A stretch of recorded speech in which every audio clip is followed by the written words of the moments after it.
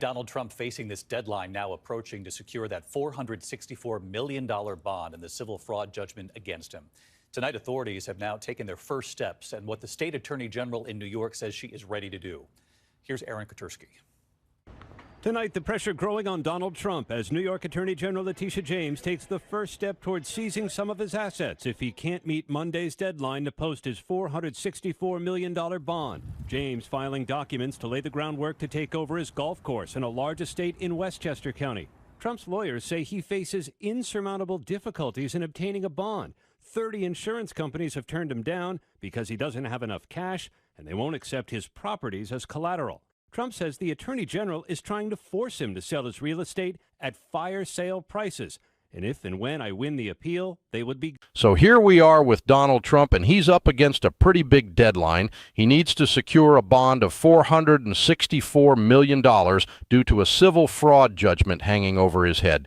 Tonight, there's been some action as the New York Attorney General Letitia James is stepping in and making moves to potentially seize some of his assets if he doesn't get that bond sorted by Monday. She's already filed some documents to get the ball rolling on taking over his golf course and a big estate in Westchester County. Meanwhile, Trump's lawyers are saying it's nearly impossible for him to come up with that bond.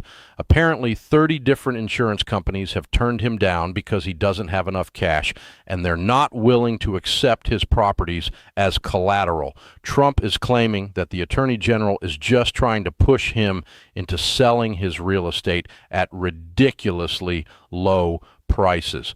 Now, let's talk about something pretty dramatic. It got real intense with his iconic property, Trump Tower on Fifth Avenue in New York City. This tower isn't just any building. It's been a key part of his brand and political identity. It was on the verge of facing the legal process of seizure because of a missed court deadline. And here's the kicker. It wasn't just a wild story or some YouTube scenario. This was a legit legal situation with a documented deadline, a bond requirement, and a solid statement from the New York Attorney General saying she was ready to move on seizing Trump Tower, 40 Wall Street, and other assets if he didn't come through with the bond. That moment officially exists in the records of New York's civil fraud proceedings.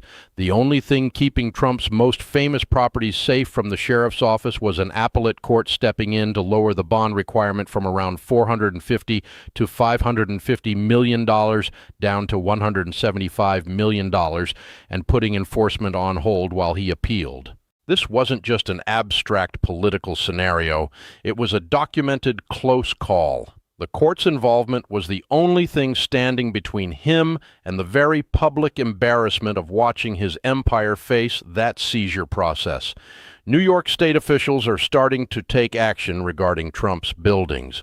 What makes this situation more important than any dramatic depiction you might see is that an appeals court, which helped him avoid an immediate asset seizure, also decided that the $500 million penalty was an unfairly excessive fine, according to the 88th Amendment. However, the court didn't wipe out the fraud finding. It confirmed that Trump, his company, and 2 of his children are indeed liable for fraud. They also maintained restrictions on their ability to conduct business in New York. So while the higher court saved him from that hefty penalty, they didn't save him from the fraud label. And that label is going to be crucial for any future civil lawsuits, bond requirements, or threats of asset seizure, since the fraud finding is now firmly established in New York's legal records. Now, let's clear up some noise around viral videos before diving deeper into this topic. It's important to distinguish between what's fictional and what's real, because that's what gives the actual story its significance. Those YouTube videos showing judges issuing immediate asset seizures and freezing all Trump properties nationwide in 2026 are specifically labeled as fictional or speculative. No court has issued any fresh immediate asset seizure orders this year. I won't pretend that a fictional scenario is reality. But I will tell you that the real events, like the specific deadline, the Attorney General's warning, the frantic bond scramble, and the appellate intervention that stopped the seizure process from kicking off, are far more embarrassing than any made-up story. because those things actually happened. And because the fraud finding that led to this vulnerability is now permanently part of the case law, the resolution of the penalty doesn't change that fact. We have a lot of cash and we have a great company, but they want to take it away. Former U.S. President Donald Trump has less than a week to come up with $454 million to cover the fine in his New York civil fraud case. He doesn't have it. He doesn't have $450 million in cash. And apparently, there's nobody readily willing to lend him the money. Trump's efforts to secure a bond has been rejected by 30 companies so far, leaving him dangerously close to having his most prized properties seized. The Attorney General's office has said that they would give him a 30-day grace period, but there's no requirement to give that grace. And anyway, those 30 days are coming up. This situation leaves him at risk of losing some of his key properties, which is probably not the kind of drama he signed up for. Now, the Attorney General's office has said they'd give him a 30-day grace period, but this isn't guaranteed. Those 30 days are slipping away fast with the deadline coming up next week. To really understand what's going on, it's important to look at the chain of events that led us here. The New York civil fraud ruling requires Trump to post a bond that covers the full penalty amount while he appeals. This is a legal safeguard that stops someone from playing the system by hiding or spending their assets during appeals. The penalty could range between $454 million to $515 million based on specific calculations. As the deadline drew closer, Trump's team struggled to secure the bond. They were reaching out to various companies, but the financial maneuvering needed to round up that kind of money was publicly documented, making it all the more tense. The Attorney General was quite clear in her statements that if Trump didn't get the bond sorted, they would start the asset seizure process. We're talking about Trump Tower, 40 Wall Street, and other properties owned by the Trump Organization. The legal steps for taking those assets were ready to go if he failed to comply with the bond requirement. It's honestly hard to believe he's in such a precarious situation. The dramatizations we see in videos about asset seizures aren't just made up. They reflect what was genuinely being prepared in courtrooms and by the Attorney General's team before the appellate intervention shifted the situation. The appellate court did grant a reduction of the bond to $175 million, which paused the urgency for now, but it really highlights how close things got to the edge. So, let's dive into the details of this whole asset seizure situation. We've got a permanent fraud finding in New York that's become pretty significant. Even if the penalty got slapped down as too harsh, there's still some real lasting impact from it all. Ongoing business restrictions that are definitely felt, even with a reduced penalty. What it all boils down to is that the property empire was pretty much on the brink of having its assets seized, just one missed deadline away from that whole process kicking off. Now, I find it fascinating to consider how many layers there are to this story. We've got four important pieces at play here. First up is the bond deadline, which is a clear sign of financial vulnerability that the billionaire businessman tries hard to hide. It's a classic case of looking rich on the outside while being strapped for cash when it comes down to posting a hefty $500 million bond on short notice. You see, Trump likes to project an image of unlimited financial power with those inflated public net worth claims, the ones that were found to be fraudulent. They paint a picture of someone who can meet any financial challenge backed by vast resources. But as that bond deadline loomed closer, it became obvious that the reality didn't quite match up with the image. There were multiple smaller companies all scrambling to pull together the funds required for that bond, stretching their resources in ways that didn't escape public notice. As the appeal played out, it confirmed the fraud finding while dialing back the penalty, which represents a kind of cautionary tale for future dealings. And those ongoing business restrictions are independent of any penalties, remaining as a constant reminder of the strain. The looming threat of seizing assets cast a shadow over the billionaire brand, proving to be more damaging than any fictional scenario could ever be. It's honestly hard to believe that this whole situation unfolded like it did. It's pretty fascinating to see how the New York Attorney General publicly declared her readiness to seize properties like Trump Tower and 40 Wall Street. When she says that, it's not just talk. It means there's a real plan in place to take those specific properties. They figured out the legal steps needed to begin the seizure process, and the only thing standing in the way is the failure to post the required bond. Now, let's think about that bond situation for a moment. Here's a billionaire who claims to have all these resources, but suddenly he's struggling to come up with $500 million for a bond. That's quite a gap between what the brand boasts and the financial reality. This whole bond crisis unfolded in front of everyone, set against the backdrop of a civil fraud judgment that already pointed to fraudulent claims. The fact that the Attorney General was ready to seize Trump Tower is a big deal, and it highlights a serious threat to the brand. Trump Tower isn't just any building. It stands as the physical representation of the Trump brand. It's the iconic skyscraper that put his name on the New York skyline, serving as the headquarters and a visible symbol of the financial empire he claims to have built. The potential seizure of such a significant asset could have led to monumental brand destruction, something that would have been catastrophic for Trump's business and political legacy. In the end, all of this drama hinged on an appellate bond reduction that shifted the immediate financial landscape. It's hard to believe we witnessed all of that play out in real time, and it really gives you a sense of the stakes involved. So, here's the scoop on the recent court decision regarding Trump and his business operations. The appeals court managed to toss out this massive fine, $500 million, because they deemed it an unconstitutionally excessive penalty. However, they did affirm the fraud liability and kept those business restrictions in place, which Trump's team is signaling as a sort of win for them. But let's be clear about this. It's more nuanced than that, especially when you dig into the specifics.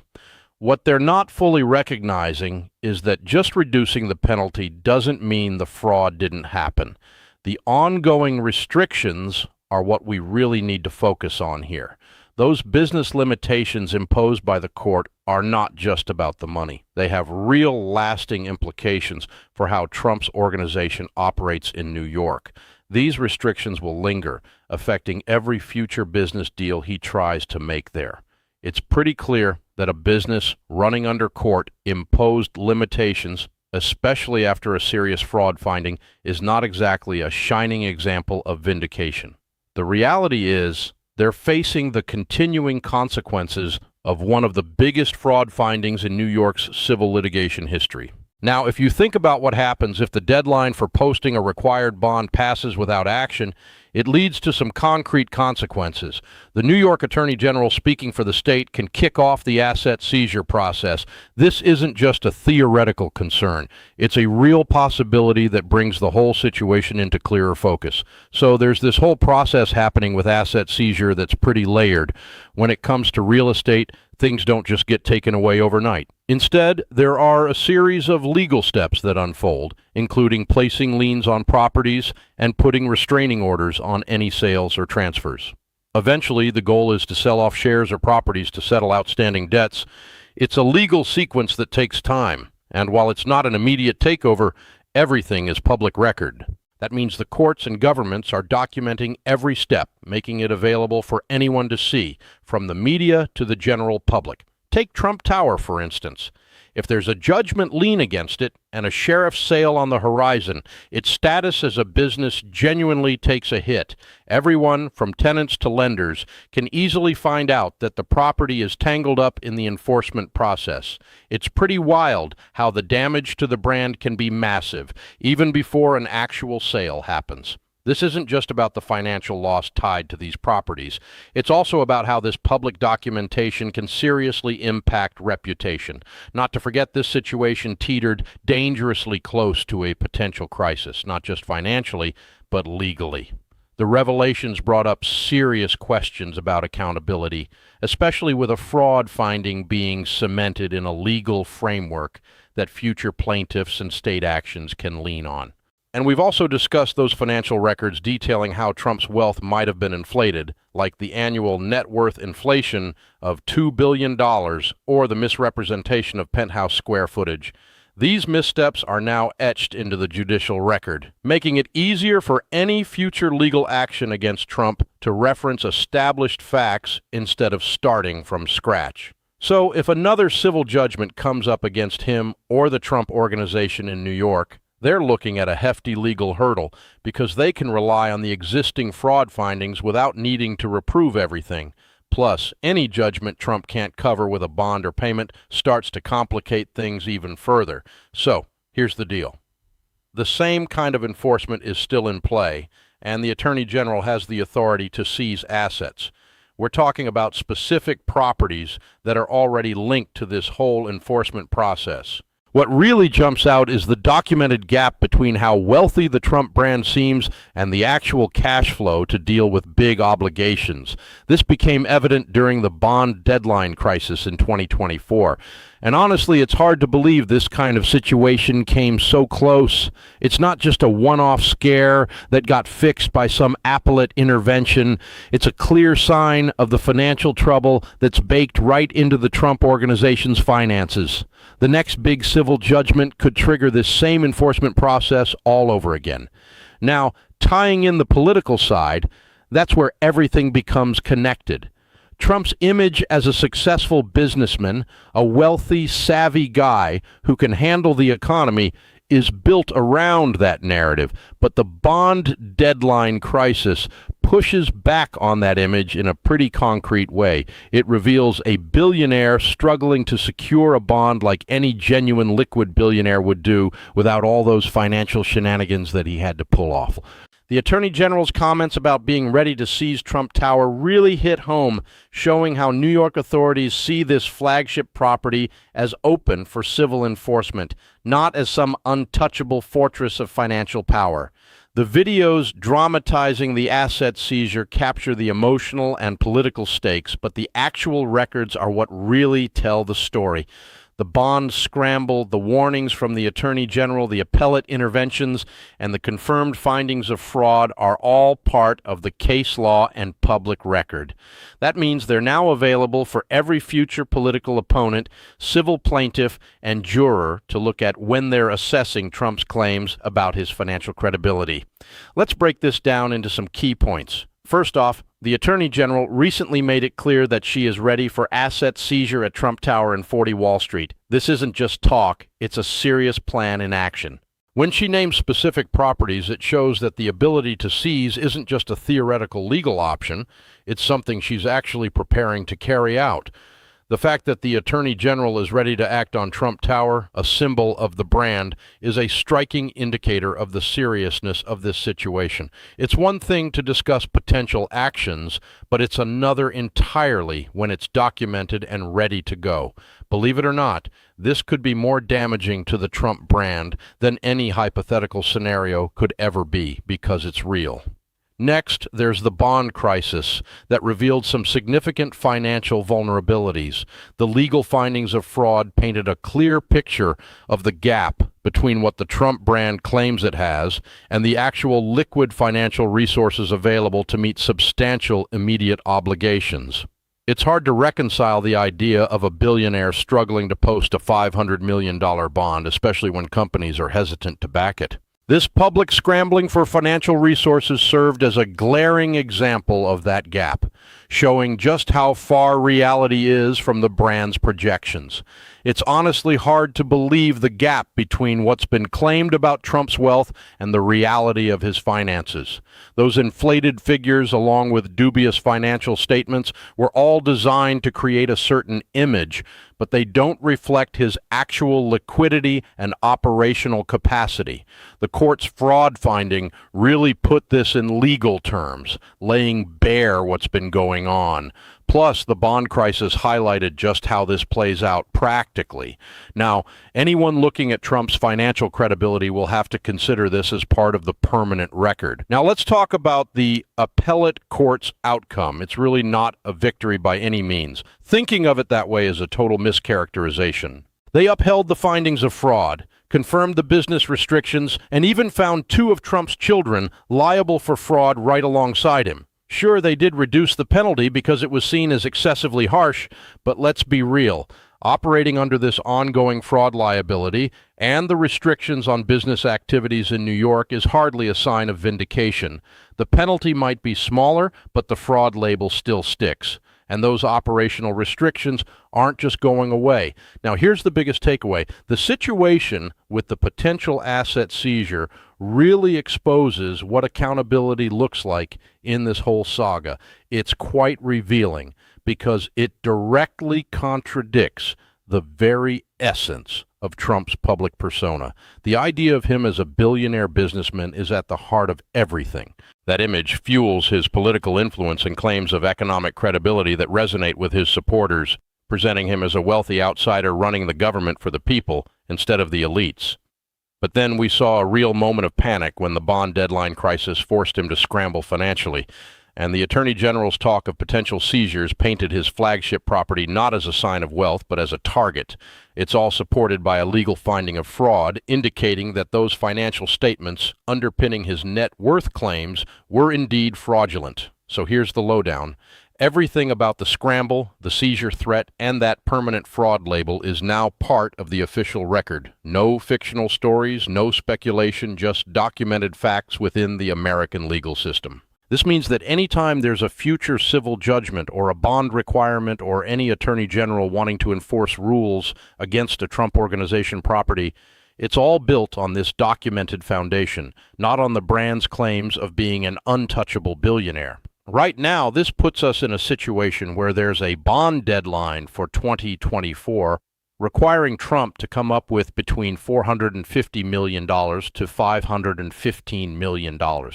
If he doesn't, the Attorney General could start the seizure process targeting specific properties like Trump Tower and 40 Wall Street.